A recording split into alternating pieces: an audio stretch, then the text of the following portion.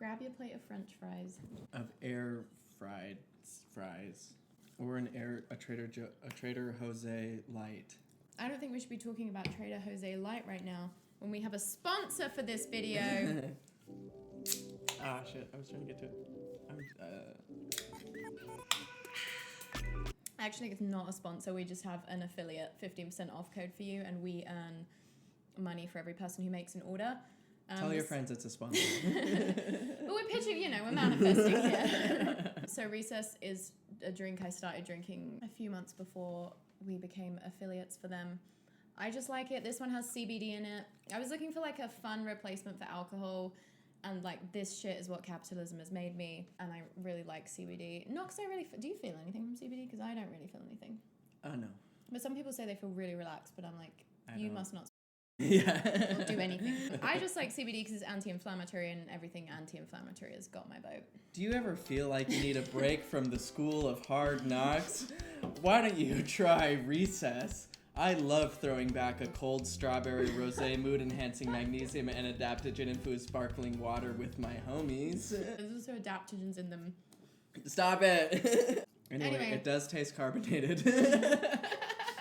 Delightful. It is delicious, and I actually am grateful for a magnesium drink because I get restless leg syndrome, and so I regularly have to take magnesium supplements, and if I can do it at a drink, all the better. I would love for by 2025 for all my food to be liquid based. Magnesium spiked. I shouldn't manifest that. We both coincidentally went to the big island of Hawaii, but not together, like a couple weeks apart. So Sam, what are you doing here? You said you had something else. Going to beautiful places is very awe-inspiring. You certainly don't need to go to Hawaii to feel an expanded sense of spirituality, or even to experience awe or anything like that. We're lucky that we got to. But it doesn't hurt when you're in the most gorgeous nature you've ever seen. To feel more spiritually inspired, to kind of reconnect with yourself in a sort of deeper, more sacred way. If you're at all like me, you have religious trauma. And words like sacred, spirituality, those words are kind of like ding, ding, ding. Like I remember when I first left the church, and even for a few years afterward, anytime someone said something like that, I was like instantly my defenses went up. And when to you some start extent they getting still do. Slightly mystical, I was like, ooh, what is happening? God forbid. Yeah. Universe, please, nothing forbid. As you're leaving Mormonism, your entire concept of religion and spirituality has been shaped by Mormonism, and not everybody shares that. So you kind of think like, well, if it's not this, it's the opposite that they taught me. And in reality, it's not the opposite that they taught you. It's this whole other thing that they're not even aware of. Like I didn't even grasp what spirituality could look like outside of the church. So that's why I was so despondent and sad when I left, because I was like, well, the only other option is so bland and boring. It's like, well, because they only told me the bland, boring option. That was the whole point. They didn't want me to learn about the other stuff. Because the other stuff is so enriching and fulfilling and beautiful.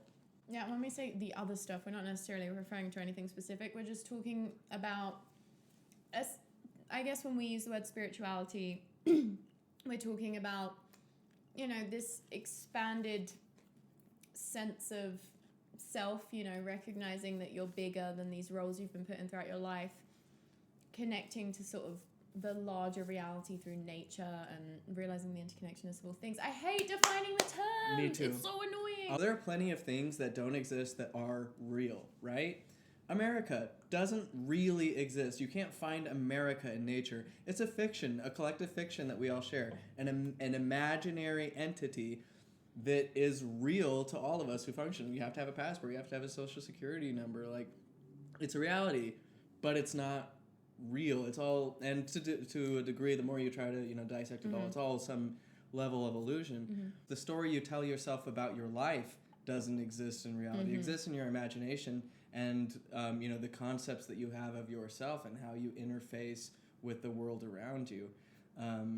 So that to me is the spiritual question. What gets you up every day? What makes your life meaningful and beautiful and joyous? Like, that is spirituality. Even spirituality itself, I may someday give up the term, only because it implies that there's a thing that spiritual people have that other people don't. And I don't think that's true. I think even the people who don't identify as spiritual are still operating under the same mechanisms. They just have a different language and aesthetic and maybe a cultural background to explain that experience and those internal mechanisms. Are you worried that we've started out with like too abstract and like discussion based an explanation of spirituality? Because I'm finding myself stressed out by that. But what do you guys think? What do you guys We're think? putting this up either way, so like we're letting you in on this conversation, even if you think we're idiots. We're just chilling. We haven't hung out in like we haven't. a month. We just like even. did our 2-hour spiritual catch up. Yeah. So The creative energy that you like encounter in yourself, like whether that's directed toward making art or cooking or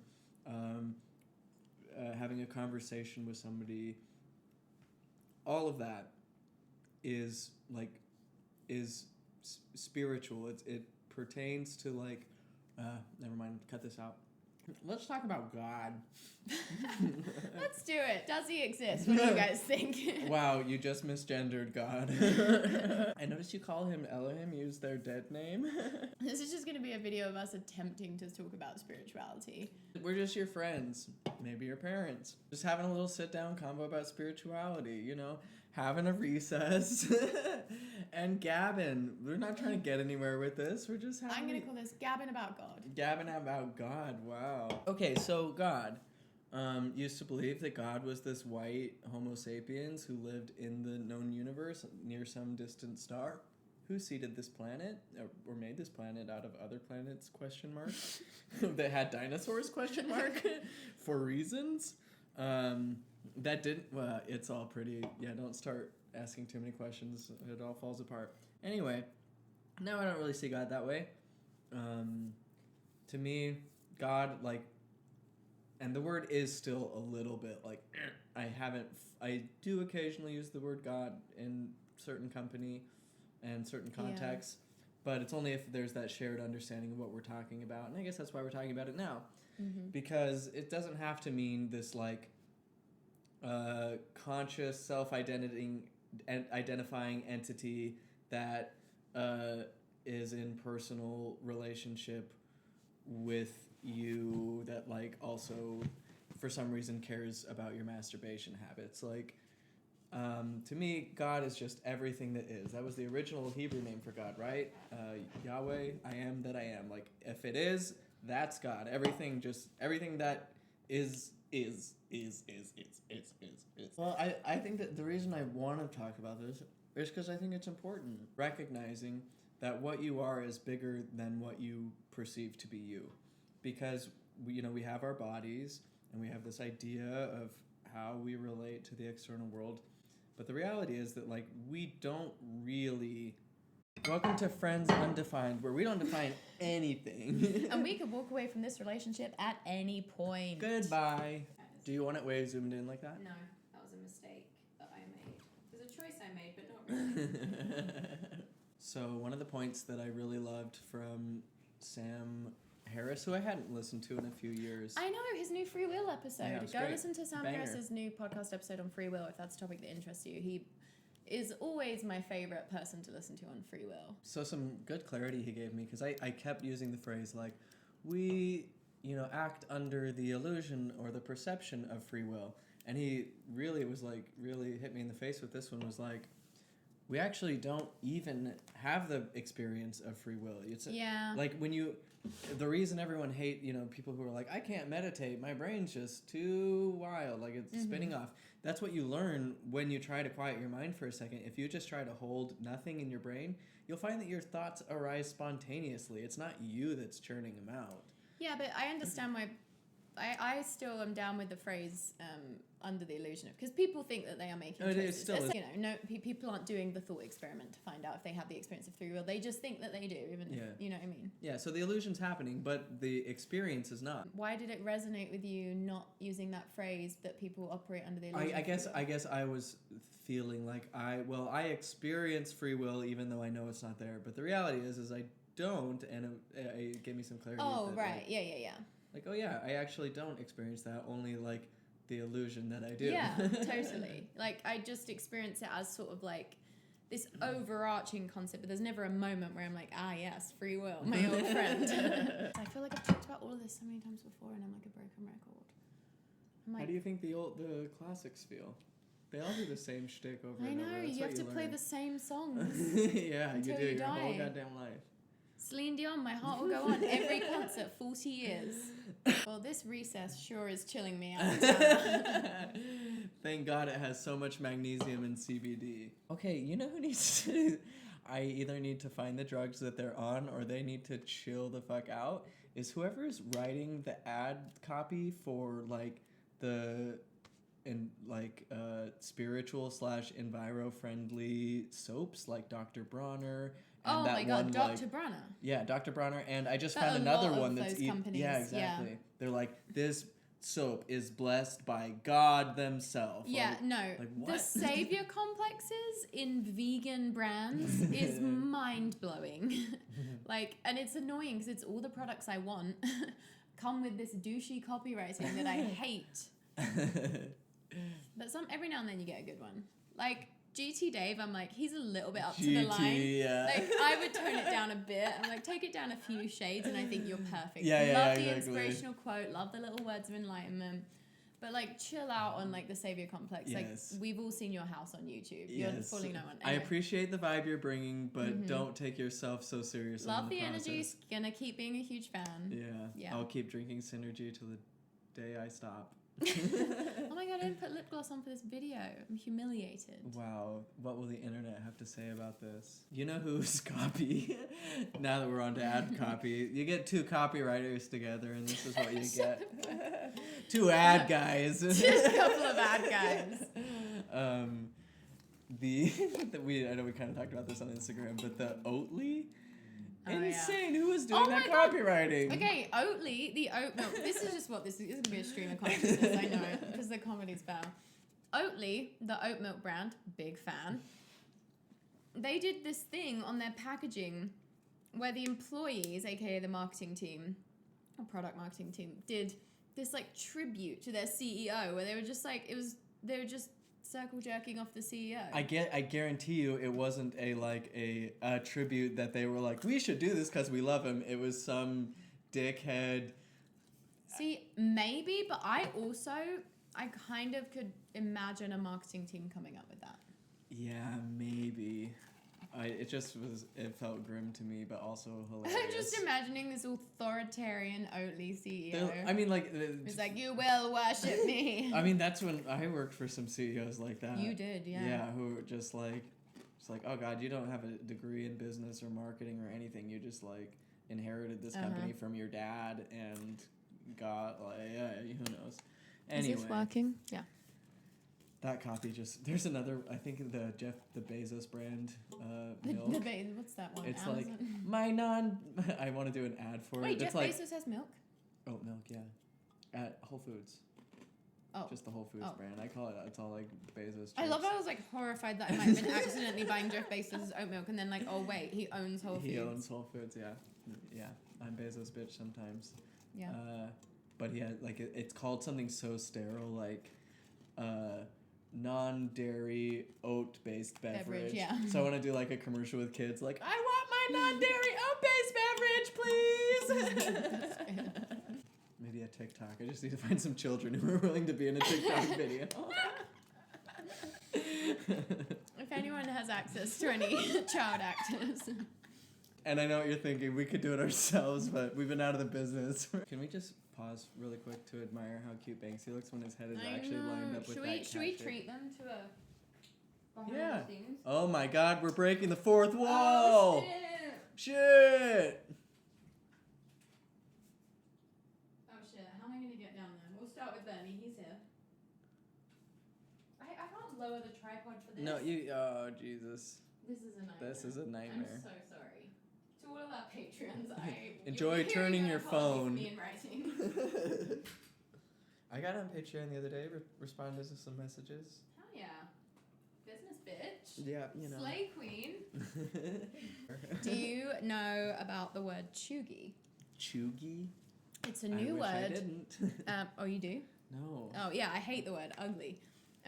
But Gen Z has like created this Of term course they cheugy. did.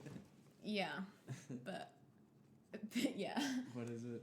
So basically, things that are cheugy would be like inspirational mugs from Target, or like Axe body spray, chevrons, skinny jeans, kind of. Like a lot of like Mormon young adult culture is very chuggy. Anyway, I can't remember where I was going with that. Normie. Yes, I would describe it as quite normie. Okay. Like Target Chuggy. fashion. Wow, super chug. Anyway, so we got to keep it fresh. Yeah, no chug from us here. Oh, then they have said that prayer beads are chuggy. Oh shit. So normie. So tired of these overdone prayer beads. Well, what do you think is going to be the hottest trends this summer? Summer for number one. Yeah. The global climate. Oh yeah, we're gonna hotter have and harder trend every year. Fires. Fuck, I forgot that it's gonna be forest fire season again, and I don't know why I just magically expect it to get better one year. No, in fact, this is gonna be worse. I've just been like, ever since I've been back in Salt Lake, thinking, wow, I can't believe it's not green at all this late in the season. Because usually by like April, the mountains are all green from the rain, but they're still so brown, and it's like, ooh, we're gonna have a bad fire season. I was gonna say something about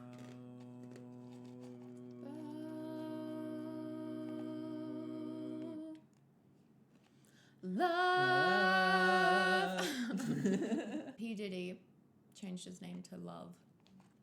But I'm upset because you don't really know who he is. It's not like I really know who he is. I just know that he's a big deal. I just know that he's I know P. Diddy, Puff Daddy. Just like some random rapper has like changed their name to Love. I'm like, when did you go vegan? Puff Daddy Love? Is that the full name? I mean, I think once you've already made the leap from like whatever his original name was to P. Diddy, it's not that much of a leap to go to Love next. Yeah, and you can play around with your name if you want. You can At be that Snoop point. Lion for a little while. Oh my god.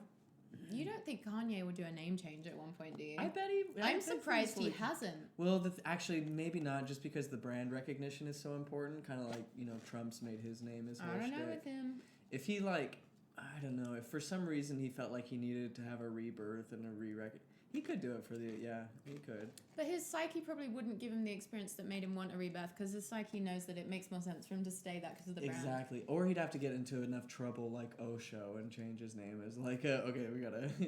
Which begs the question, was the P. Diddy brand not that strong? I've thought about changing my name. To what? Okay. Just like Jordan. This is actually some hot goss. In the Mormon, I don't. It's not actually. I'm so sorry. What's the hot goss? I'm so excited. Well, I've tweeted this. I like my Mormon temple name more than my actual name. Which is? My Mormon temple name is Alma. Womp womp. My parents are horrified. My covenants are broken. God sending me to eternal damnation. I feel like if I was your parents, I would have just assumed that you must have said that before. You'd be surprised. Well, actually, I don't know. They probably imagine the worst. Who knows? I have no idea what goes on in their brains. Anyway, I like the name Alma because, first of all, that would be a power move for Zelf if you change your name to Alma. I think so. Wow. Way to commit. Way to stick it to the Mormons who say you can't move on. And fully embrace my Mormonness. I know. It's a Latin word meaning soul. It's like in Portuguese it means soul. And it's a feminine word, which I really like, because my soul feels feminine. Soul being, I know we're not going to go into defining terms here on Friends Undefined, but... I'm calling this Friends Undefined. Terms undefined. Friends Undefined. Friends, terms, video concept undefined. Wait, we could be girls undefined. It's already taken. I'm in another creative partnership with a Girl Reclined parody. I never really liked Tanner that much. When I was in first grade, I tried to go by my middle name, but then people made fun of me, and then I was like, stop it, just call me Tanner, and I never really loved it that much. But the brand. For some reason, I feel like this is the third time I'm telling this story on my channel, but I don't know if that's true. I've always loved my name, but I did have one summer where I went on holiday to Mallorca. My parents put me in the kids club, and for that 1 week I went by Sammy with an I and a heart over the I. And I was one confident gal at that summer camp, and I was bullied not at the summer camp. So it was a good time for me. But ultimately I decided that Sammy wasn't who I was. I couldn't handle the rebranding back at school. I just decided I'm going to go back to Samantha and Sam. I did an EFY as Gil. Yeah. Gil. EFY, counselor or student? Attendee, yeah. I love how you're just as EFY now as you've always been. Yeah. It's beautiful. Yeah. Do we want to say anything more about spirituality, or are we just abandoning that? You know, I think we're kind of giving a metacognition of what spirituality may look like, which is just being present in the moment with the ones that we care about. And so really our life is the sermon. What more do we have to teach than our actual actions? You can find the sacred in the shittiest YouTube content, and we're here to prove that. Do you ever have the worst posture, and then when you edit, you're like, what the fuck you're is like, wrong come with you? on. Sit the fuck up. It's actually been good. There's some things good about seeing yourself on camera. Being like, oh my god, you I look learn like a lot. ghoul. Like, no, seriously, and I learn a lot about my physical mannerisms. I'm like, wow, I'm just obsessively touching my eyelashes. I've got better at that, but. An old cult leader I met in Hawaii the first time, he told me, he was like, if you have a nervous tick, just try not doing it. And every time you don't do it, you're a more powerful version of you than the one that did. And Oh I'm my like, gosh, wow. Fire the speech therapist. You Before want others a can. wasabi flavored pea? No. Do you hate wasabi? Yeah, I'm a baby. Tana has very low spice tolerance, and I have very high spice tolerance. That's why my nickname is Baby Spice. So, back to... Okay, actually, I do want to go on a Jesus rant really quick. Okay, let's do a Jesus rant. Oh, but I'm just worried that you're going to do a Jesus rant, and I'm not going to be in the mood, and then I'm going to kick myself when I'm editing. And so I'm I'm going to be like, I have so much to say about Jesus. So I'm going to have to summon a Jesus rant right now, so let's get into it. Okay, Jesus.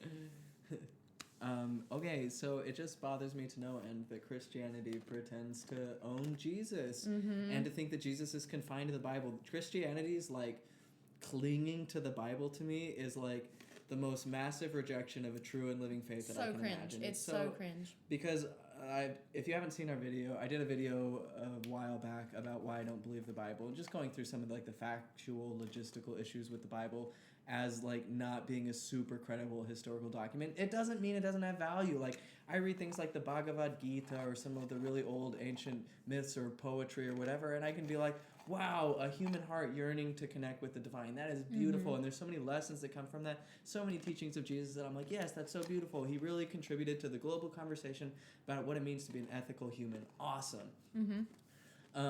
But if you're like, the whole thing is like, the Bible is God's one true book. You're like, you're putting something in the Bible that the Bible doesn't even claim. The Bible nowhere does the Bible claim to be God's word, to God's one story. Like I didn't know that. Yeah, it's not in there. I mean, people will cite a single verse from like a single prophecy, but when you understand how the Bible was all put together, you realize that it was never put together with that intent. This is like a huge amalgam of all these different things that have been put together through different, like, many different people, many different hands, many different languages, many different documents, many different intentions going into it. And so, like recognize that the Bible is the finger pointing to the moon. It's not the moon itself. And if you can connect with a thing that the Bible is pointing to, hell yeah, and you can find that in the Bhagavad Gita, like I said, and any other the book. finger's a little bit broken, and it's like, you're not sure if you're going to get, it's a little bit off. I wouldn't trust it that much as a moon guide. Yeah. Like, you may be pointing there, but your trajectory is actually, like, 30 kilometers off. So, like... kind of close, depends maybe, on, But anything can... Find the moon yourself and appreciate the moon. The quote on my fridge right now? The best form in which to worship God is every form. Oh. Boom. Roasted every world religion. Yeah, because God is, to me, is just the everything. Like, everything that is, and it doesn't have to be conscious. I'm the part of it that's conscious. I think consciousness is non-centralized, non-localized. We're all, like, particles in a wave of consciousness. Anyway, so... Every time a Christian comes on and is like, you're going to burn in hell because you don't believe in Jesus and you reject the Bible. It's like, my opinion of Jesus is just as valid as yours. Like, I've probably read the Bible just as many, if not more times than you, and like have resonated with deep feelings about Jesus and have like hold him in a really, really high esteem for being where he was at the place and time that those things, we actually can't have like certainty that the stories happened exactly the way they did, right? These are like third, fourth hand accounts told many decades after the fact in different languages. Like, it probably didn't go down exactly like that, but the very fact that so many people were moved and recorded that story is an indication that this is probably a really potent person who was able, like I said, to add to the to the wisdom that we have and consciousness that we have as humans, recognizing our own divine nature, recognizing that there is a piece of the all that resides in us. And looking inward, we find the treasures of the universe buried in our own bodies, which is why a lot of religions are focused on keeping you disconnected from your body so that they can keep exploiting you and your gifts. And don't have to go into that. I haven't even started my Christian rant yet. I had a whole joke about how, like, if you're not in the present moment, it's impossible to not be in the present moment when you're eating wasabi. It was going to be great. And now we're just in this present moment. And now we're in this experiencing God moment. as this. A disappointing wasabi joke. God is a disappointing wasabi joke. I'm just going to accept that a lot of this video, I'm just going to, you go off. All right. Sometimes one of us goes off, sometimes both, sometimes one. Yeah, sometimes we just sit and stare in silence and That's been me give a this whole silent video. sermon. Elijah Muhammad, the founder of the Nation of Islam, when he died, his followers were talking about how he was taken up in a flying saucer. Didn't actually die. This was like 1960 something. Just deny the thing that shakes your worldview. And the worldview that like a man is just a man is like that would break their faith. Heaven forbid. Well, the point I wanted to make about Jesus is that he's like one of the main teachings of his is and an idea that I think is really true, that you build a just and equitable society by focusing your collective efforts on the people at the margins. His whole thing was like, have you taken care of the sick, the needy, the poor, the lame, the injured, the ill, the apostate, the person who's, has rejected you, your enemy, your furthest conception of somebody else besides the ones I hold dear. Even the Pharisees can hold people dear and treat their friends with respect. What about other people? Like, that was his whole ash stick. Yeah, if you treat the people at the margins of society, homeless people, criminals, people in prison, people who are sick, people who have, in your mind, brought upon themselves their disadvantages, which Jesus outright talks about. If you see in them God and direct your efforts toward healing them, then you'll find God, you'll find your purpose and your godliness and your divinity and your encounter with the figure of Christ. And that our personal and collective salvation is built on that. And so I just was really inspired by that. And it's so sad to see that simple principle. Jesus said that it's more likely for a rich person for a camel to go through the eye of a needle than for a rich person to get into heaven. And yet Christianity today, at least American evangelicalism, is like, it's all about getting rich, manifest destiny, fuck everybody else who's not us. And it's like if they've just turned this whole simple thing upside down to do exactly the opposite of what he says. It's bizarre. As someone living in a so-called Christian nation, in a so-called Christian religion-run state, I like your Christ. I don't like your Christians. They're so unlike your Christ, said Mahatma Gandhi. My thing with Jesus is I'm like, yeah, cool guy, some truth, but it's just like, get over it. Like, there's so many people who teach the exact same stuff now with a more modern understanding of like other reality, it just with a better, more holistic picture of everything. It's just like, stop clinging to this one guy. It's like... Or worse, this one book of this one guy. Yeah, I know. He didn't even write the fucking book. His best hit wasn't even him. Someone ghostwrote it without his permission. I remembered when we were talking about Jesus, he'd had the transcendent experience of the one, Ken Wilber, who is just a phenomenal philosopher, spiritual thinker, psychological teacher, just really good at creating models of understanding that are really helpful. Anyway, he talks about in the spiritual realm the concept of awaking versus growing up.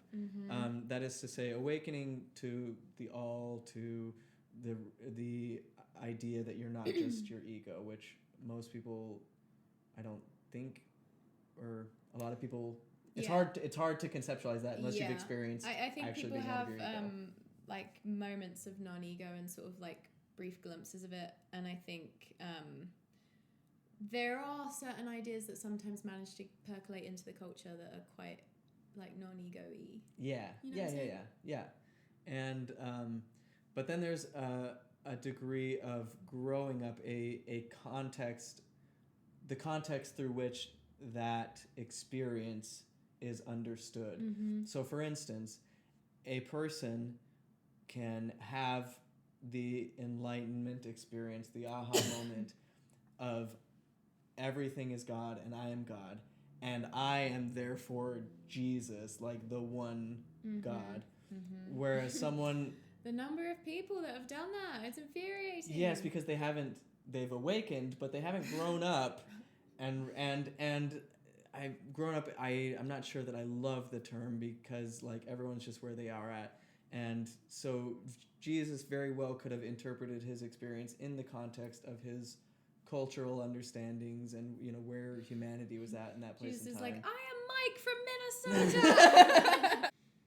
Sometimes a topic about Jesus will pique my interest, but I'm like, I just feel like we've gone round and round and round and round. Like, who was Jesus? And it's like, let's just designate like a small percentage of people whose job it is to research that. They'll let us know if they learn anything new. We'll come back to it if we need to. We've been on this one for 2,000 years. Let's check out the like, others. don't you just... There's a old story about a teacher or a student who seeks a teacher and finds the teacher to be so full of love, fully enlightened and all that. And he asks the teacher to teach him how to become enlightened.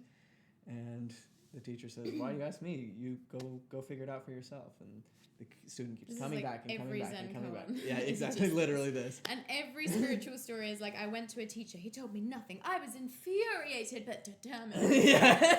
Ultimately, I learned that I knew the answer all along. That's it. Boom, That's always mic it. drop. Like just fast forward. And then right? I'll be like listening to a modern day podcast, and someone will be like presenting a story like this as if it's like, like we know how this it is ends. GT Dave telling his story it's of GT making. Dave. It's like we know it's an old family SCOBY. Well, this one is a little unique because when he finally is like, "Please, teacher, I will do anything to be enlightened," his teacher picks up a stick and beats him to death. And That's in the act of version. in the act of being beaten to death, the student realizes he would have been better off listening to himself. And the teacher, therefore, is a true guru and has really enlightened him. And so it's kind of that, Yeah, take it that's for what a great it's worth. story. It teaches us a lot of things about gurus. It's like, there's no guarantee. Well, and in my mind, that is sort of representation of my relationship to Jesus. People are like, "You need Jesus to be saved." I'm like, Jesus did save me. And then once I was saved, I didn't need that anymore. Like, I used that. He was the life raft that got me across this cognitive bridge. And once I got across, I didn't need the life raft anymore. Like, he was a symbol in my mind that represented this thing, my connection with divinity, and he was a bridge to that. And once I was able to see him, like, I have nothing but gratitude for that. But he's there are so many other things. Sorry, my mind's just all over the place right now, so I have nothing meaningful to say about what you just said. That's fine. I don't even know if it's valuable. I'm just...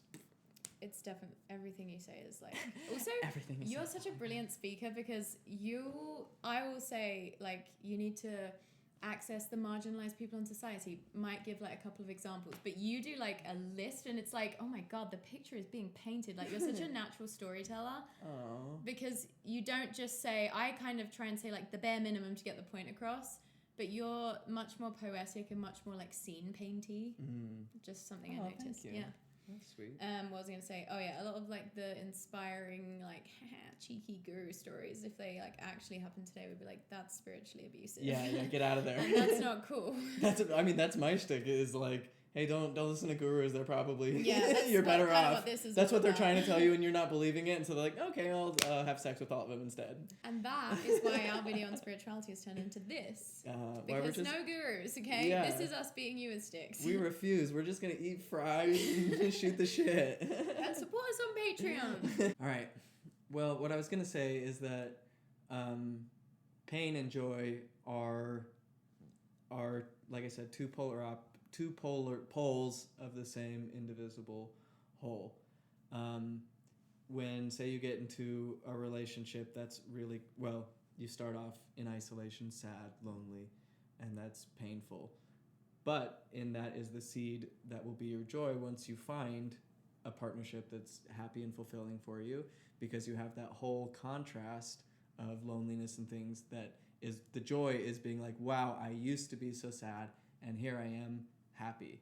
But there's also still a seed of pain in that joy, because you know that ultimately you and that partner are going to have to part, whether by death or splitting ways. And so that there is something in your joy in the moment that knows the like ephemeral nature of that connection that you have.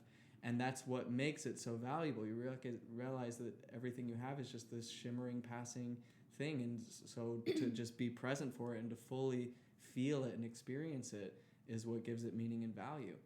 And the Martin Brechtel, he goes into, you know, how our culture, not his culture, our culture, and I'm speaking, you know, white colonial Western American capitalist consumer, all our favorite labels, has largely forgotten how to like get into actual like mournful and ecstatic states. We like everything to be so rigid and organized and structured. You look at our dances, like traditional white dances are all like perfectly choreographed, square dance, do this thing, do-si-do. Like we're so scared of the erratic and the erotic. We have, you know, we experience emotions like flows into our body, and it needs to have an outflow. And a lot of times we don't have an outflow. You know, we just absorb all this negative energy. Well, like when someone dies, it's socially acceptable to sort of cry for a bit, but if you keep crying, then everyone's like, ooh, she's not moving on. Or like there's just no... People get like a few days off work because their mum dies, and then they're back at work next week. It's like there's no place for people to go to grieve. Like in the indigenous spirit and communal nature is the human spirit and nature, and that we can all trace our roots back to an indigenous community somewhere, whether that's in Ireland, like Celtic nomads, whether that's in the bush of Africa, whether that's, you know, in the jungle of South America. Like we can all trace somewhere. It's in our lineage. It's in our bodies, and and so it's learning from those cultures who have integrated these like cultural mechanisms for like grounding out our energy that's experienced as ecstatic sorrow. And dance has been a huge one for me. And we don't have a lot of like sacred dance in our culture. You know, most of our dancing is like in clubs or maybe at raves where it's like peace, love, and light, but also like kind of can be kind of superficial. Okay, but clubs did begin because of disco, which originally began as a sacred space for disenfranchised gay people and all, you know, like the marginalized people in society. I just listened to a podcast on disco. It was really good. Hell yeah. And same with like skate dancing was like all the black people on Venice Beach who were doing it, and like it was, and then it was the white people who came in, like took it over for Hollywood and made it this. Yeah, of course. But so disco was actually like before disco music, Americans didn't like dance. Like dancing was seen as something you did with a partner, and it was literally illegal for men to dance with men. Whoa. Yeah. So disco was kind of, because they created this new style of music that like DJs were mixing at these like underground clubs for like marginalized people. It was like basically disco didn't exist before like the 70s when disco came about, or whenever it was. It was unusual that disco was this place where people could go and just dance like from one person to the next, and like that was like a new concept to Americans. Wow. And then disco like birthed this whole, I mean, so much stuff. That to me is like a perfect example of that like spiritual essence that is found at the margins of society. And Jesus was friends with all those folks, the sex workers and the apostates, the people who were wicked, doing wicked things, just like the queer people or the ethnic minorities who were experiencing like soulful living, dance, drumming, singing, these types of things that like other people may have in more structured, tightly enclosed systems. But basically finding those avenues for ourselves so that we can properly praise and mourn and connect with that sense of sacredness. And it's not about being this holy figure, but just falling in love with sacred like finding meaning in every moment or trying to. The book I'm reading, Women Who Run with the Wolves, which I highly recommend, it's been life-changing for me, and non-women should read it too, talks about how one of the things that really kills your soul is just imitating other people's art. And I feel like if the entire cultural approach to, say, dance is you have to do it with a partner of the opposite gender in these structured, predetermined ways, then you've just cut off dance as an avenue your soul can. And you know, people probably did still dance in the kitchen and stuff. Oh, Cameron just died again. There is something to the like enjoyable experience of consciousness, of being alive, of being in that ecstatic flow state that has to be spontaneous. That's not something you can think about or imitate. It's something that just like happens through you. Yeah, humans are very good at wanting to plan everything and put everything into categories, and we're really bad at allowing, especially in our society, we're very bad at allowing space for the spontaneous. Like, you're over-structured from when you're like 4 years old. Yeah, totally. And we're just animals. We're just like loose primates. I can't get over, I've said this time and time again. We're just trying to find some pork in a dumpster so we can not feel bad about ourselves.